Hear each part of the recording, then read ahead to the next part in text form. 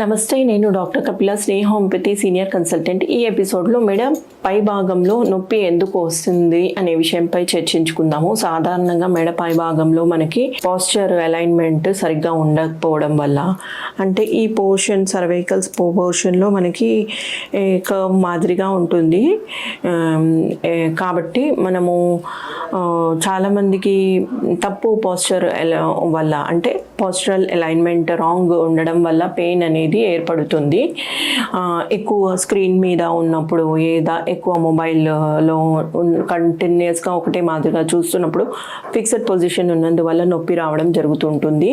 మరికొందరిలో మనకి muscle straining ఎక్కువ అవ్వడం వల్ల, అంటే పడుకున్నప్పుడు దిండు సమానంగా ఉండకపోవడం వల్ల, లేదా మజిల్ క్యాచ్ వల్ల, అంటే కండరాలు పడుకున్న టైంలో ఒకటే మాదిరిగా ఒకటే పొజిషన్లో ఉన్నట్లయితే మజిల్ స్పాజం ఏర్పడి మజిల్ స్ట్రెయినింగ్ వల్ల వస్తుంటుంది. మరికొందరిలో ఎక్సర్సైజ్ చేస్తున్నప్పుడు ముఖ్యంగా ప్రాణాయామం ఇన్హేల్ ఎక్సేల్ చేస్తున్నప్పుడు ఈ నెక్ మజిల్స్ ఎక్కువగా యూజేజ్ అనేది ఉంటుంది. ఆ సమయంలో గట్టిగా ఇన్హేల్ ఎక్సేల్ చేయడం వల్ల మజిల్ స్ట్రెంథెన్ అప్ అయ్యి టైట్ అయిపోయి నొప్పి రావడం జరుగుతుంది.